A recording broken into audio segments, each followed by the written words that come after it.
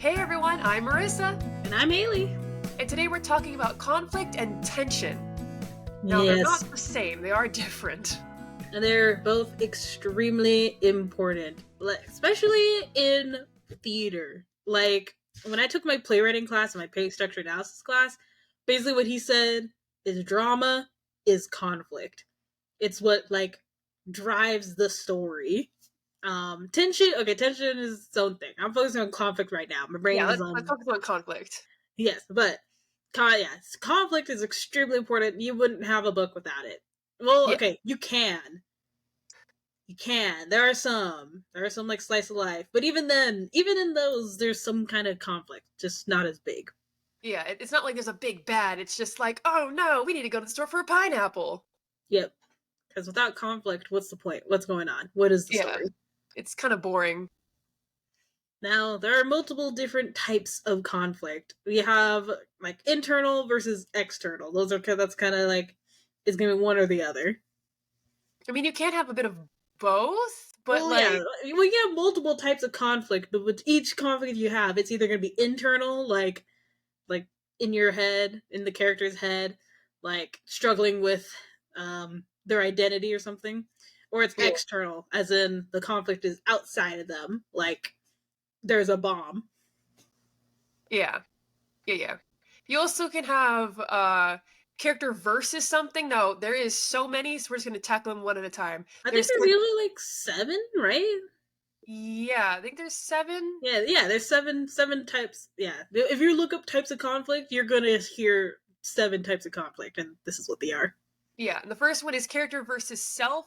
This is very internal conflict, and this is obviously they have to overcome something that themselves are stopping them from, Like um, like I don't like a know, mental character. illness or a fear, like a phobia. Yeah. Yeah. Next Then is you have character versus character, which is very external. Obviously, it's like if Haley and I had a duel. the most popular type of conflict. Yeah, yeah, most stereotypical. You could have character versus nature. That's a lot of like survival type of stories, like stuck on an island or there's an earthquake or a tornado. Character versus nature. There's character versus technology, which is, I mean, most dystopians, Yep. just like, oh, we gotta fight against the androids or the whatever. Or AI or Yeah. stuff. There's character versus society. That's like Footloose. I don't know why that's the first one that came to Uh, my mind. Another type of society where it's like, oh, we gotta rage against the government. Yeah. There's character The versus supernatural. Um, this is like, I guess most like fantasy things like vampires, the fae, is ghosts. ghosts. Yep. And then you have character versus god or like another deity. Like could be like character versus like fate. You have a prophecy and you want to thwart it. Yeah. And I mean, sometimes I can see sometimes people have like a mix of things, like again, like it's like, oh, they have to take out the big bad, but they also have like a fear of water they need to overcome to Yeah, get to the big bad. Like you can mix and match these. It's not like you're just stuck with the one. exactly. So now you know types of conflict. You know, you're like, okay, I can pick and choose. Maybe I want my A plot to be character versus character, and my subplot to be character versus self or something. Yeah. But how do you add conflict into your story? Or more like, okay, I should say is how to add it correctly. Yes.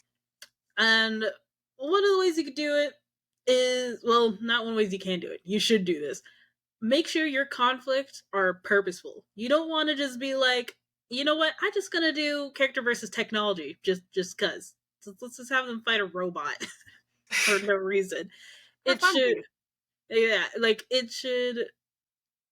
Like you need to be really purposeful on what the conflict for your story is. Yeah, you make sure that like when you are writing your story, when you have a conflict, I mean anything in a book, you are saying something. Even if you Mm-hmm. don't mean to, you are saying something. Make sure what you're saying is something you want to say, and it can be in your conflict. And one of the ways you're like, okay, but I want to be, how do I make it purposeful? How do I even decide what type I'm doing? The first question you should ask yourself, what is the main problem? Well, okay, there's multiple things you should ask yourself. That's one of them. What is the main problem? And also, what is your protagonist's goal? What does your protagonist want? And when you figure that out, you need to put obstacles between your character and that goal. They can't just immediately get it. You can't make it easy for them. One doesn't just walk into Mordor. Yeah. Exactly. Just saying. Because basically what you want to do is you want to make your characters struggle.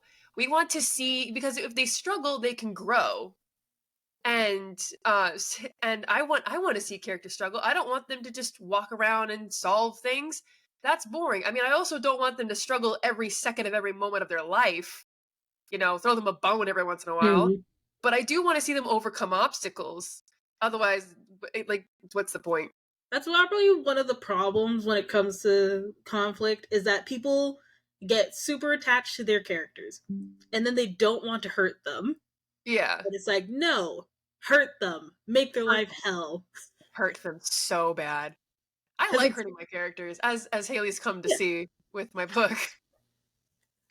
I enjoy it too much. Because otherwise it's boring. It's very boring. And I like, because there's so much that can happen if you hurt your characters. There's like emotional connections that can happen. You can just have so much types of conflict when it happens. And it all can like come to a head at the same time. And it's just, it's beautiful. And that is the thing. Also important. You're making your characters struggle. You're putting obstacles between your characters. Remember that once they get over an obstacle, you need to give them another one and just keep doing that until the book is done. That is how you have story. But make sure it's all purposeful, like to the Yeah. plot. Don't just be like random shit needs to happen. You know what I mean? Yeah, there needs to be like a cause and effect. Like they got over this obstacle, but because they did, this happens. Yeah, it's like because one thing that I hear like fan fictiony is that things just pop up and they disappear, Mm-hmm. and that's just the conflict, and it makes no sense, but it's something for the characters to do, and it's like don't do that. That's the worst. If you're thinking like, I need something to happen, you're already like failing. You're already on the wrong side of this. It shouldn't be like, I need something to happen. It should be, and because of this happened. Yeah, a lot of times when I was working, when I took my screenwriting class for when I was doing my master's in film, my teacher said it should never be, it should always be because of like, it's like, because of this happened. It should never be and then. Because it's like, and then an explosion goes off. And it's like, was that caused by something else? No. Then why is an explosion going off? It should always be like, because of that, this happened. And can like, not just continues. Now, if you're still like, I don't know even how to do the initial conflict, here, an easy one. What does the character care about? Great. Threaten that somehow. Yeah. If they care about their family, well, their family needs to be threatened. If they care about pizza, that poor pizza. It's about to, so they're not going to get that pizza. Shit. Yeah. Which I guess is also, if you're in a position where you keep adding obstacles, but now you're like, I'm not quite sure what to do. That's another good way to do it, to add. And I guess it's a little bit of an and then. It kind of goes against what we literally just said, but sometimes. So sometimes if you can make it work, but be very careful and see if your beta readers come back and say like, no, this is an issue, then listen to them. Yep. Also, have your antagonists be equally powerful or more powerful, because if it's a no-brainer. If I myself, and I'm not exactly, big and strong, if I can take the guy, I'm not exactly going to be afraid if Haley's watching. She's not going to be like, "Oh no, Marissa." She's going to be like, "Nah, take her. Take him. Beat his ass." Cuz it's like, it's fine.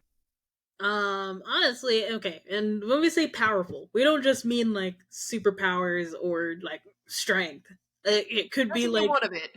it could be like they're smarter than the other character, even though your protagonist might be like brawn, like they might be like super muscles, can lift a car.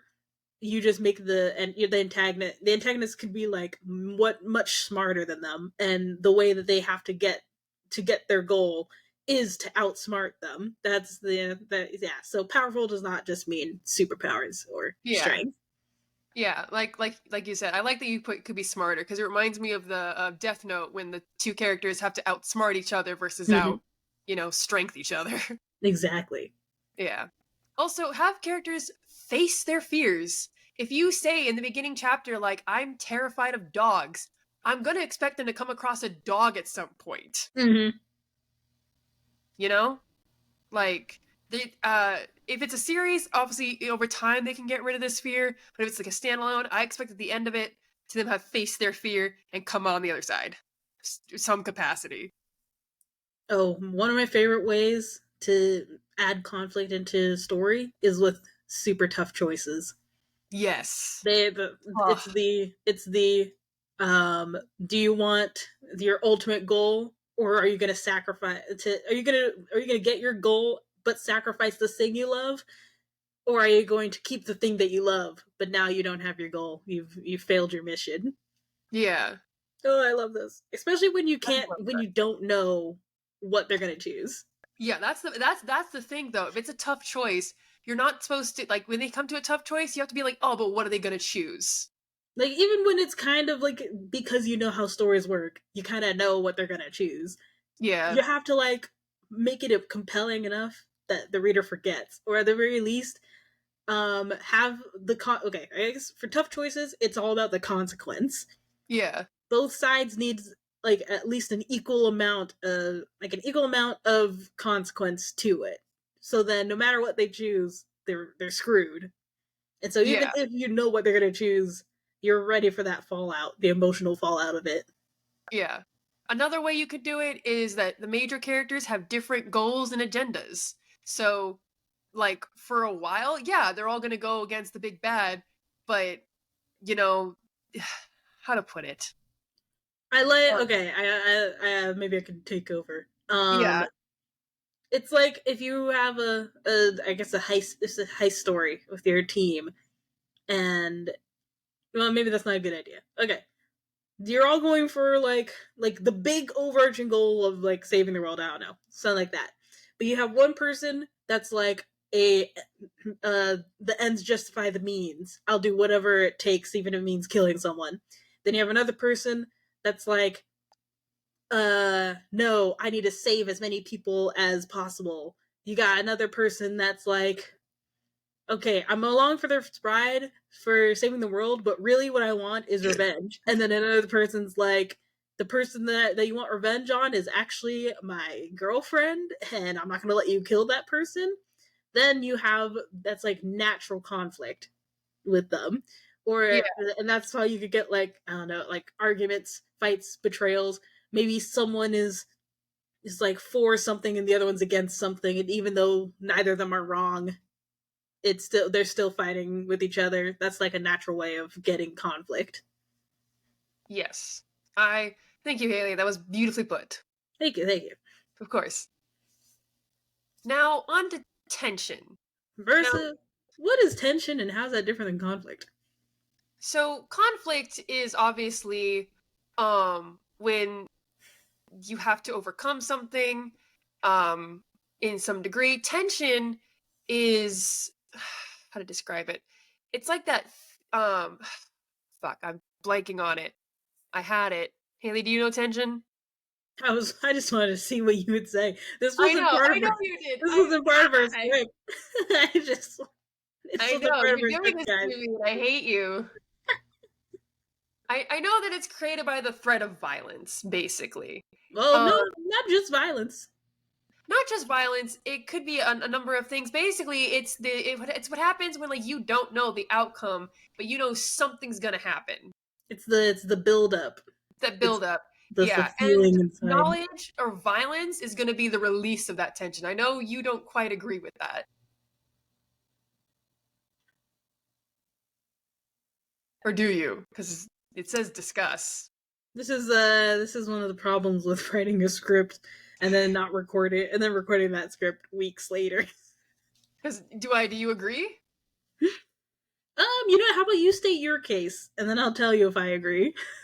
So this is something from my screenwriting teacher, and the way he put it was that when like two guys are staring off each other and they're about to fight, you have that build of tension, but the second someone like throws a punch, it's like it releases that tension because you know it's gonna like you're gonna fight. Especially with knowledge also, especially knowledge. I feel like knowledge is especially the release of tension because it's like who's the big bad, and then it's like, oh, it's Peter. You're like, oh, okay, and there's like no No, more you know tension. what? I do disagree. Not with the violence part, with the knowledge part. Yeah. Because I think certain knowledge can add tension. Okay. Like, let's say there was a whole mystery of man, coming with examples on the spot is hard, guys. Um there's like let's say it's like, oh, what happened on this day because I lost my memory somehow. And you find out that and then with each piece of knowledge you learn about what happened could add more tension. Like they're going back and it's like, oh, after the party you went to the zoo.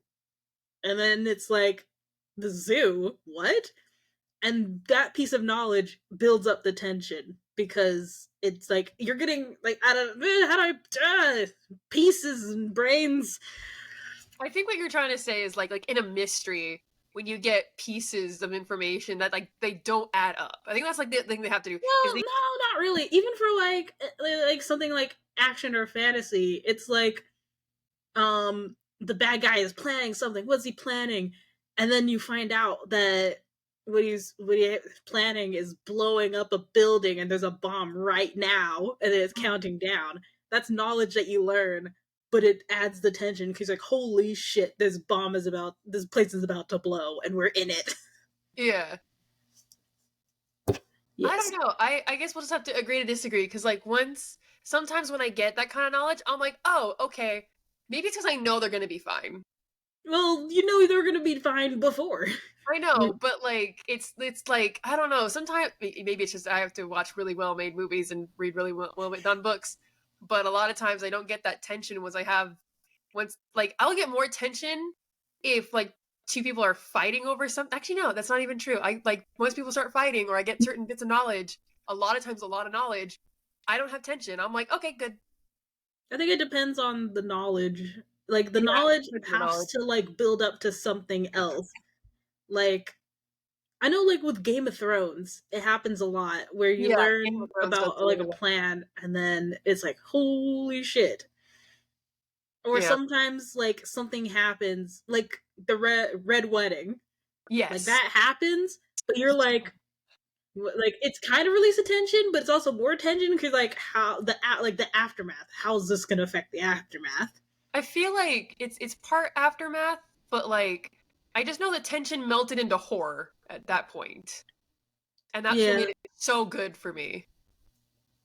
Because it was like the knowledge just made me feel worse than tension.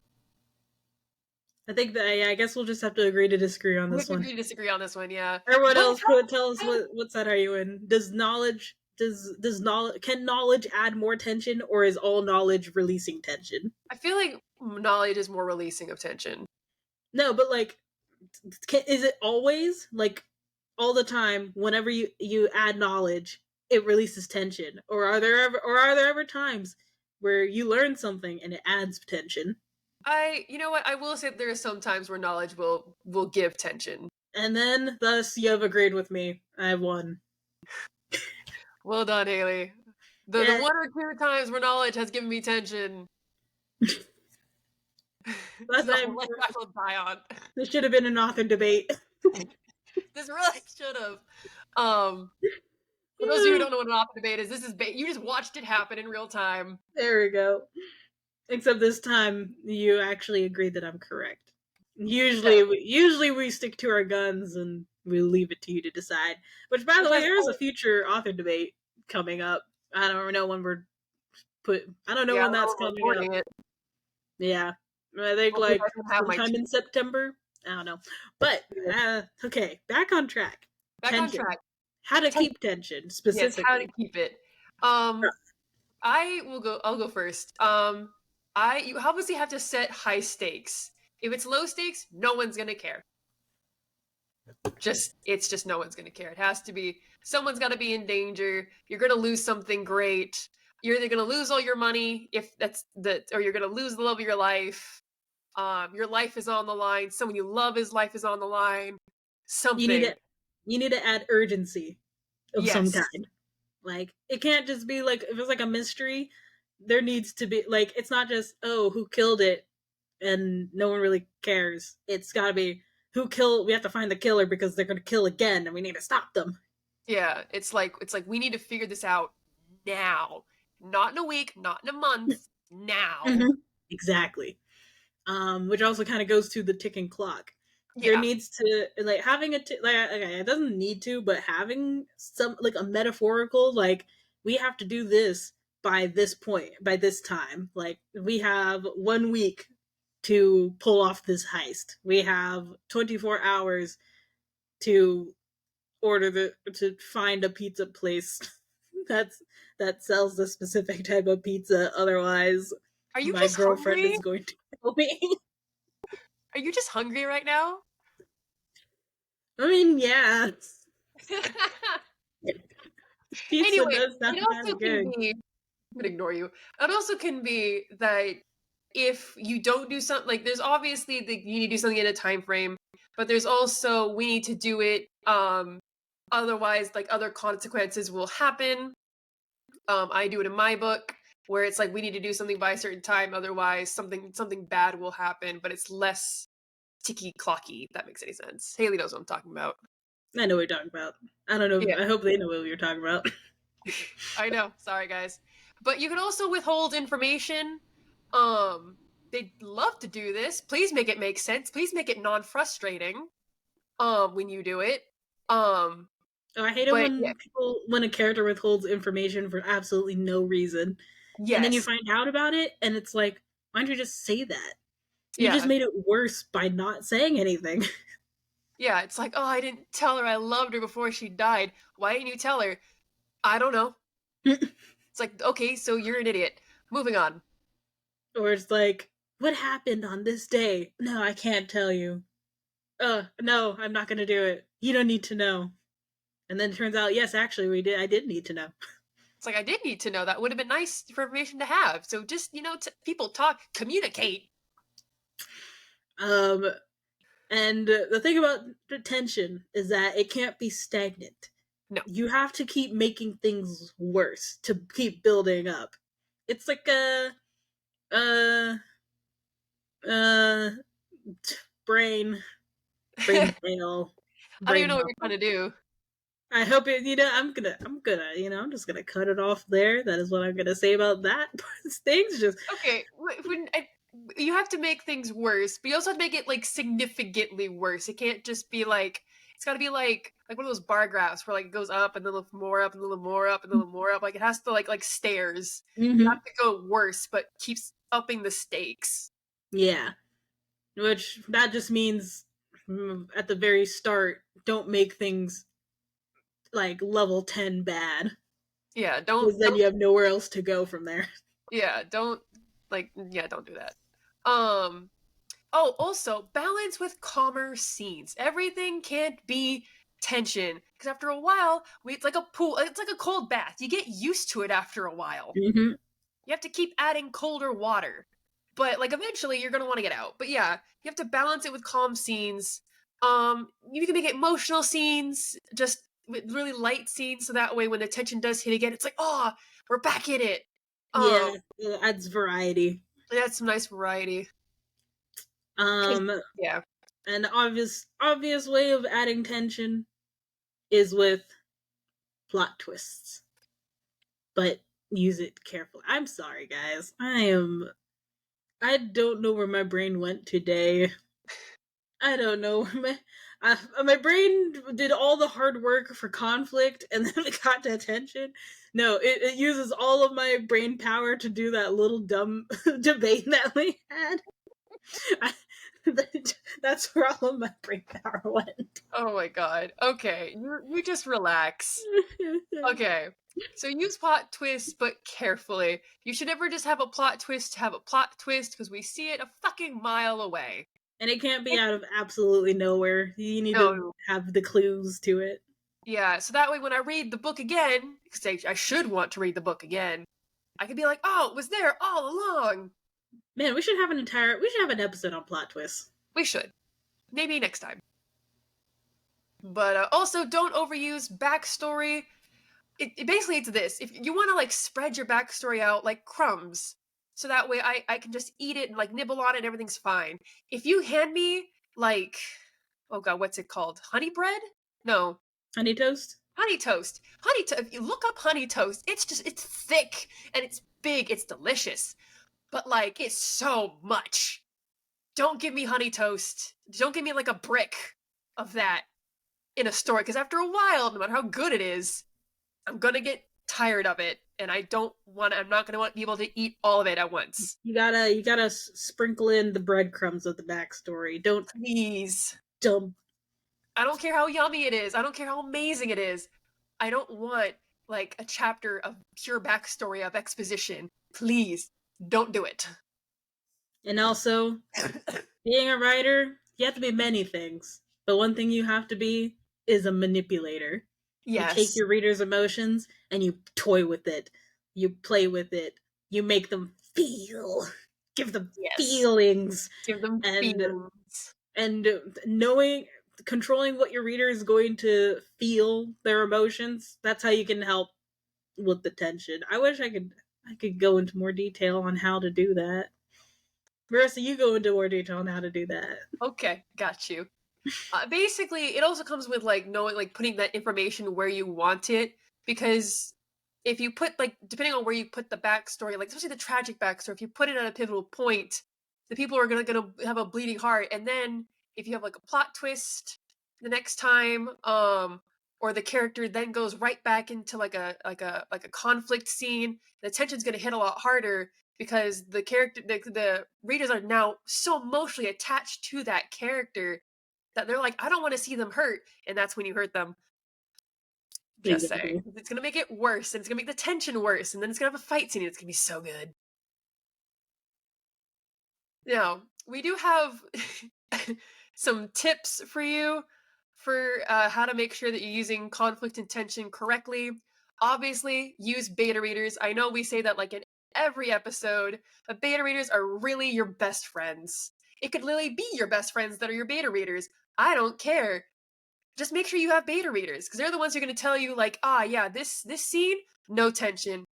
This section would be really great if you could throw in some conflict, something, anything. They're going to tell you what's wrong and what's going great.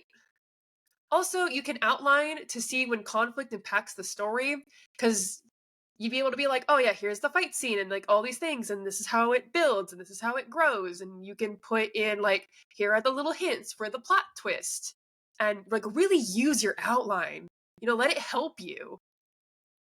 Well said. I don't have to say anymore. You already said it perfectly. Thank you. Yep. And that's all we have for you today. Tell me, friends, what's your favorite type of conflict? And give me a book recommendation that you think uses conflict and tension really well. Be sure to check us out on Twitter at writing_addicts and on Instagram at writing.addicts. Also, make sure to follow us to get notified for the next episode wherever you're watching us, whether it's be YouTube or Spotify, or if it's weird, someplace else. And we'll see you next time. Bye! Bye!